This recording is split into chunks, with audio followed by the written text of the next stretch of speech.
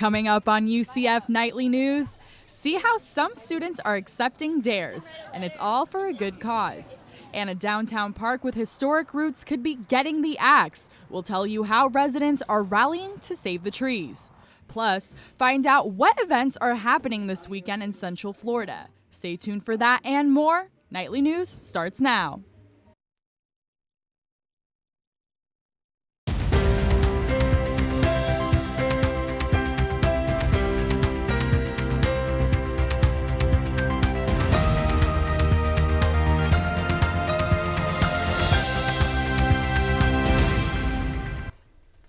Thank you for joining us during this second half hour. I'm Arnold Godoy. And I'm Lila El-Tuni. Today is Friday, March 20th. And Arnold, today is the first day of spring. It is.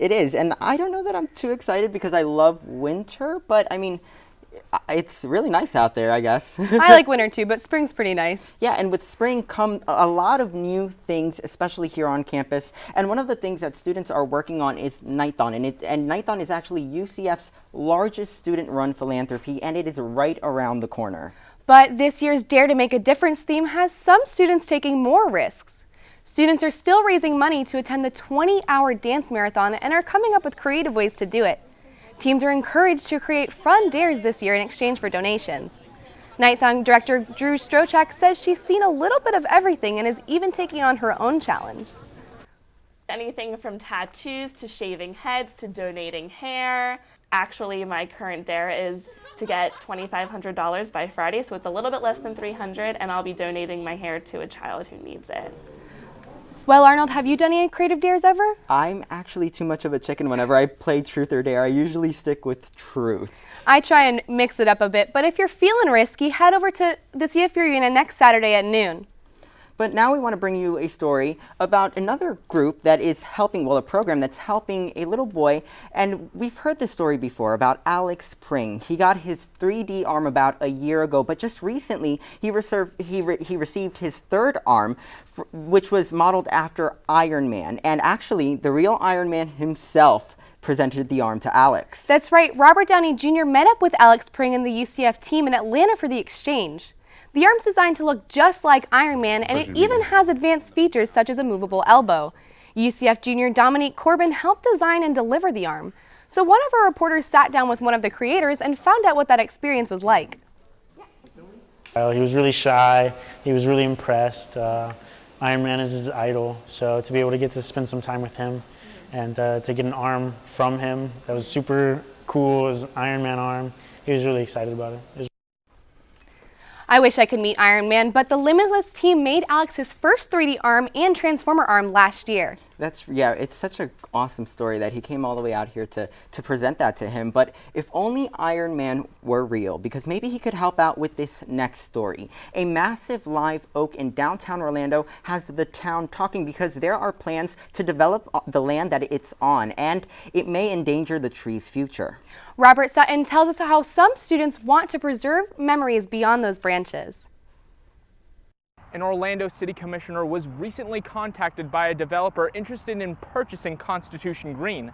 Now, if that happens, the 70-foot tall live oak you see behind me could be brought to the ground.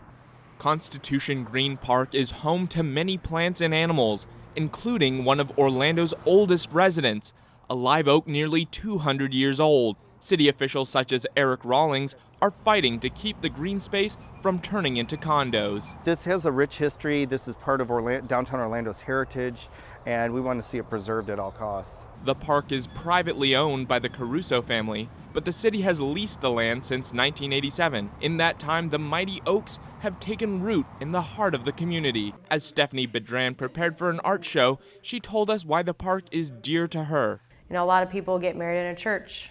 I didn't. I picked that tree. This Saturday is the 4-year anniversary of her first date with her husband at that park. She says losing the park would be like losing part of her history. If I decide to have children, I'll never be able to bring them to that park where I got married. It won't be an emotional attachment. It'll just be some development condo or parking garage. Now, we reached out to the Caruso family, but were unable to get a response. However, on the Orlando City website, there's a statement saying, as far as they know, there are no plans to terminate the lease on the park. Reporting in Orlando, Robert Sutton, UCF Nightly News. And on Saturday, city officials will hold a rally and a picnic at the park from 4 to 6 p.m. There's also an online petition with nearly 5,000 signatures against developing that land. Yeah, so there's that's happening this weekend, and we have a lot of other things happening right here in Central Florida. Actually, in Winter Park, we have the 56th annual Winter Park Sidewalk Art Festival in Central Park. It's actually running Friday through Sunday, and it will feature work from more than 11,000 artists from around the world. And there's actually going to be live music and entertainment, so it should be a pretty good time. And now this entire week, we've also had the Arnold Palmer Invitational right here in Central Florida. It began earlier this week. And today actually starts the second round. So you can there's still time to catch up and watch a little bit of golf. That tournament is going to be running through Sunday. But if you're looking for something to start tonight, the UCF Jazz Festival kicks off with 2 days of performances. The Nicholson School of Communication Auditorium will host these concerts. Grammy-winning vocalist Catherine Russell headlines this evening. The 2-night festival will also feature a performance from the David Hazeltine Trio. The music kicks off at 8 p.m. tonight and tomorrow. Tickets cost $20, but admission is free for students. Arnold, free tickets sound good to me. Yes, they do. And with all of that going on this weekend, we want to take a look at our first forecast with Tom. Tom's joining us. What's it look like out there? Well, Arnold and Lila, it's a great day for a picnic. It's been hot all week, and it's going to stay just that way. Right now, there's a high of 86 right now.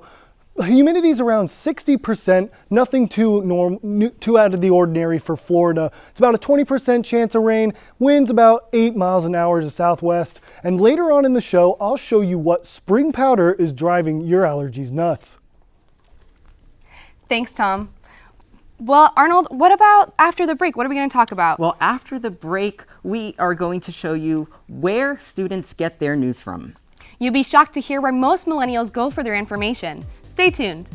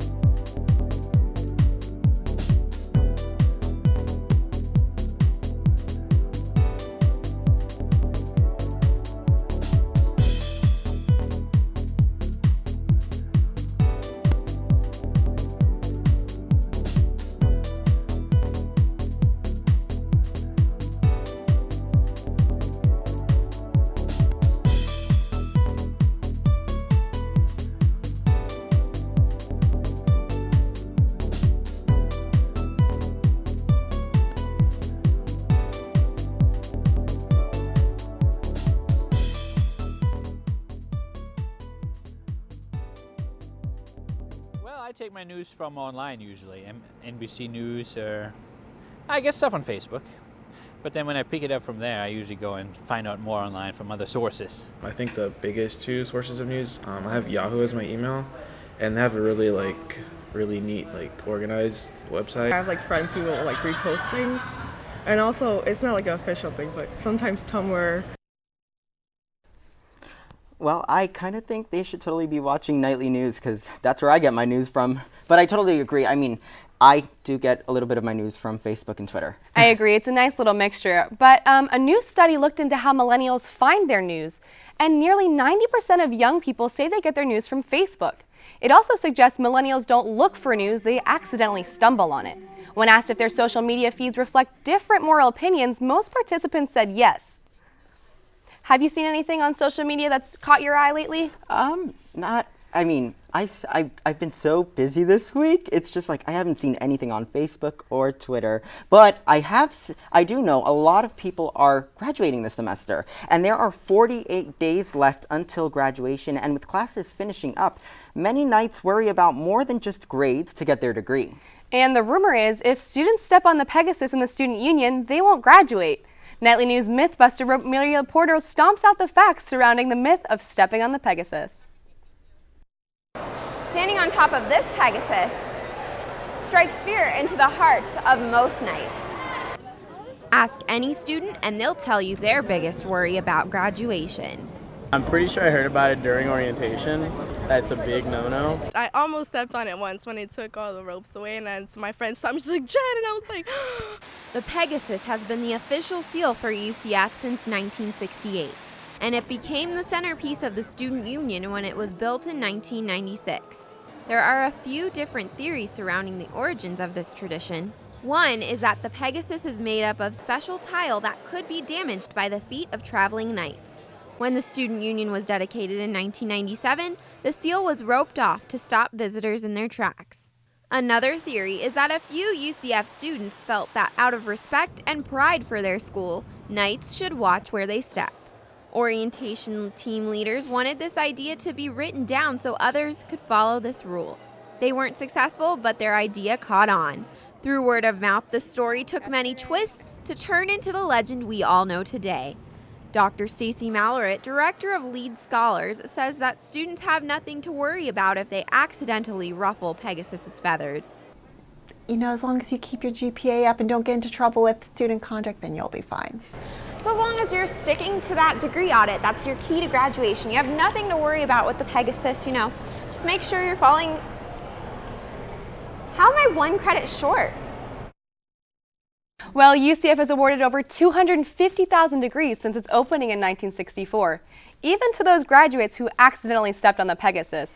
And Arnold, I've never stepped on the Pegasus because I am too afraid. Yeah, I don't think I've ever stepped on it either, but hopefully the people that graduate this semester become successful. And this next story we're bringing you is actually about something called the Dream Share Project. It's a film that follows 2 students across the nation, and they find other students that just graduated who have become successful.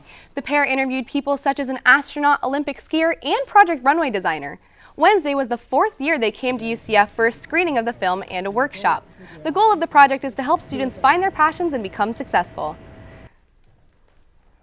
And in fact, just last week we were doing a screening of the new movie in Tampa, and we met a student from UCF who was here at that 2011 screening who told us he remembered meeting us then, and he has since traveled all over the world, and he's pursuing his passion now.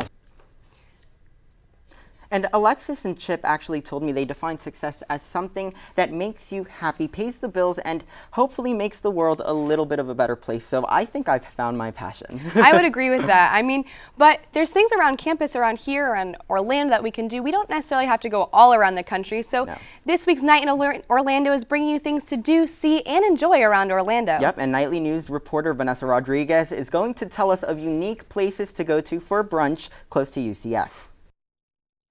We're welcoming in the fresh spring air, and with this new season, we're bringing you 3 places to get your brunch on for Sunday Fun Day.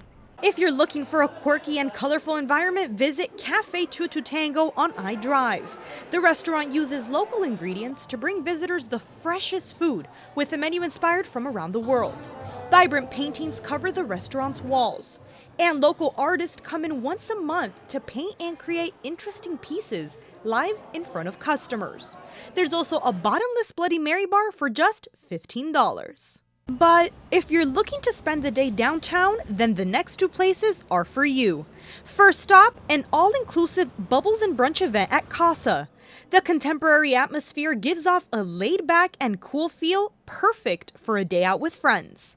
$30 gets you bottomless sangrias, mimosas, and an all-you-can-eat brunch buffet. And you can count on different, globally inspired taste every week.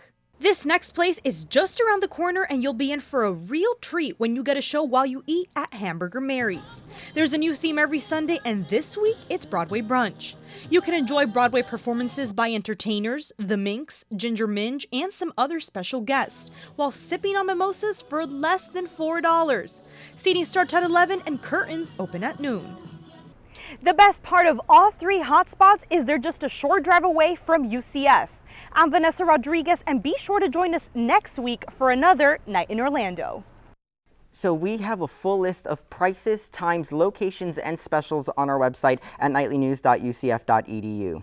I'm definitely going to check that out. But still ahead on Nightly News, we'll have your sports update. And you will get to see how Nightly News is doing with their March Madness brackets. Stay tuned.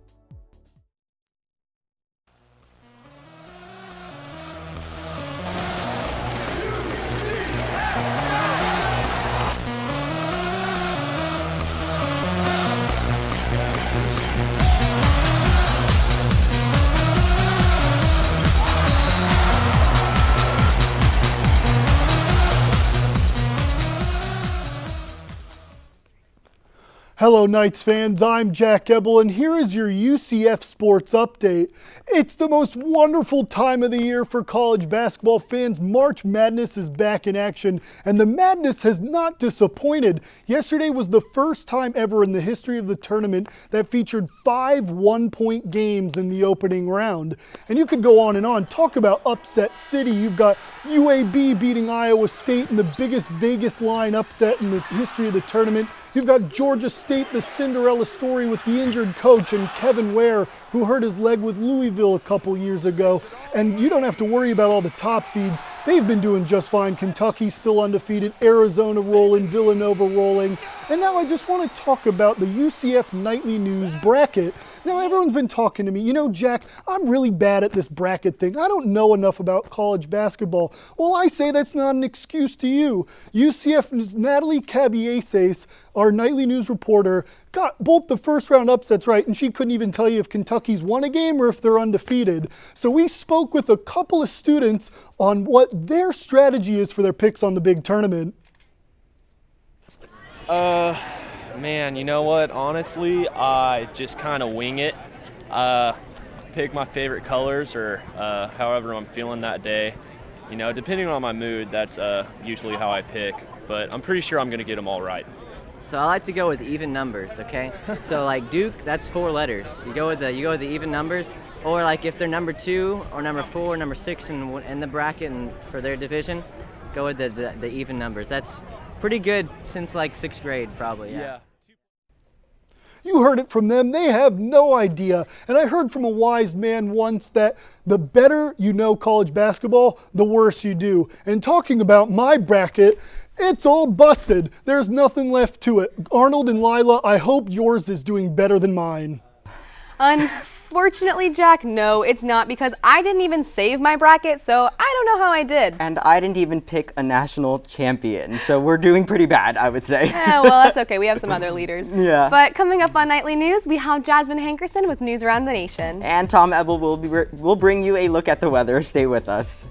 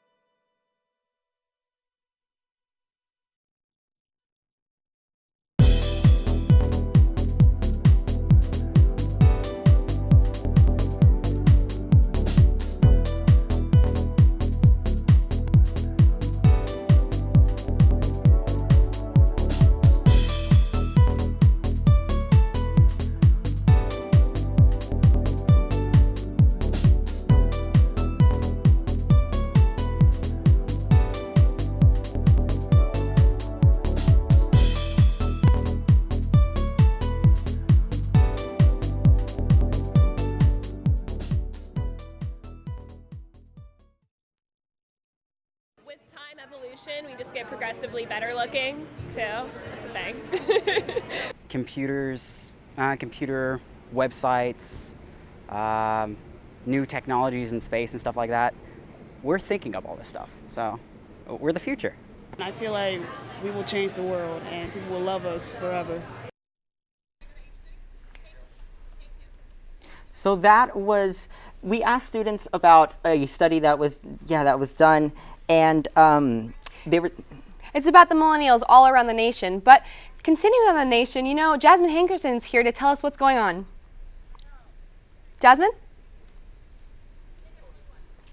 Well, millennials sure do love their coffee, and have you ever wished that you can get your Starbucks fix without leaving the house? Well, the coffee giant has come to make your dream come true. The company announced it will start delivery service later on this year, and there will be a flat delivery fee and a 30-minute estimated time after the customer orders. And get this, there's no minimum purchase required. Starbucks will start the service in parts of the Big Apple and Seattle. Now, right now, fans of the hit show Empire are waiting in anticipation for at least a few more months. The Fox primetime hit series aired its 2-hour season finale on Wednesday. The ratings were through the roof, bringing 16.7 million viewers in front of the tube. Oscar-nominated stars Terrence Howard and Taraji P. Henson headlined the series. Fans can expect the show back on air in late fall. And Hunger Games fans, this weekend the odds may ever be in your favor. Lionsgate Entertainment released its teaser trailer for the last chapter of the saga, Mockingbird Part 2. The teaser hit the net this week and will play during previews of Lionsgate's latest movie, Insurgent, over the weekend. But again, fans will have to hang on to their seats for a little bit longer. The movie doesn't hit theaters until November 20th. That's all for national headlines. Back to you guys. you, Jasmine. I don't know if you're excited about those movies, but I am. I've actually read both book series. Have you? Oh yeah, I've read both of them, and they're really page turners, and I can't wait for the movie to come out. Which one's your favorite? So far, I think the second one, just because it kind of had that spirit of revolution, you know, Yeah. It's nice, and it had a lot of good cinematography, but it's a long wait. I kind of like the third one, though. Well, right now it's spring still, so my allergies have been acting up like crazy. Yeah, and I think Tom is actually here to tell us a little bit about the pollen count. Tom? Well, Lila, that's right. I've been hearing you sneezing all around the newsroom. As we mentioned earlier today, spring is in the air, and whether you like it or not, pollen is coming at you. Today's pollen count is 11 out of 12. Orlando is actually in the top 5 worst cities for allergies nationally. Now, speaking of national, let's look at some national weather right now. Right now, if you check down here in Florida, we're doing well. It's been hot this week, so make sure to keep the sunblock on, maybe keep the tank tops on, keep it cool. Up here in the north, it's still cold as usual, but it'll get better someday. Let's move on to the U.S. spring flood risk. Spring is in the air, so higher chance of rain, spring showers. So right now in Florida, there's nothing really going on right now, so we're nothing's too wrong right now, but if you look up north, it's a high risk of flood. High risk of flood. It's in the red in the Midwest. We've got a lot of chances of flood risk, but just keep an eye out there. If you have any loved ones up there, just make sure you give them a little shout out to know rain is on their way. Let's take a look at your 5-day forecast really quick. As you see, the weekend's looking a little hot. It's been staying that way, but it'll be beautiful. We got 30% chance of rain on Saturday, 20% chance on Sunday. Monday throughout the week, it's going to be moving back down into the 70s, but I think we're going to be doing all right. So if you have any plans for this weekend, first day of spring, if spring break continues, you never know. You got to go to the beach, go have a party or something. But that's all the time we have for now. Thank you for joining us. And we're going to toss it back to Arnold and Lila. Thank you, Tom. Thanks, Tom. Well, what are we going to use that brilliant, wonderful weekend for, Arnold? Well, I actually am going back home because my friend is getting married tomorrow. So, the weather's going to be great for that. And what are you doing? Well, I don't work this weekend, which is very rare, so I'm pretty excited. I don't know what's going on too much. I really am interested in that jazz festival and the art festival. I can't believe they have 11,000 artists. Yeah.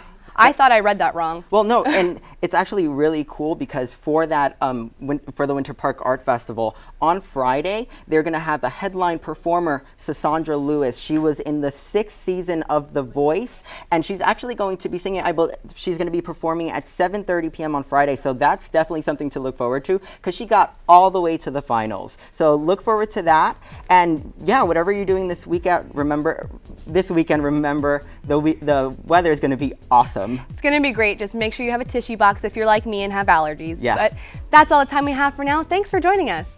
And don't forget to check us out online at nightlynews.ucf.edu. But until then, have a fabulous Friday.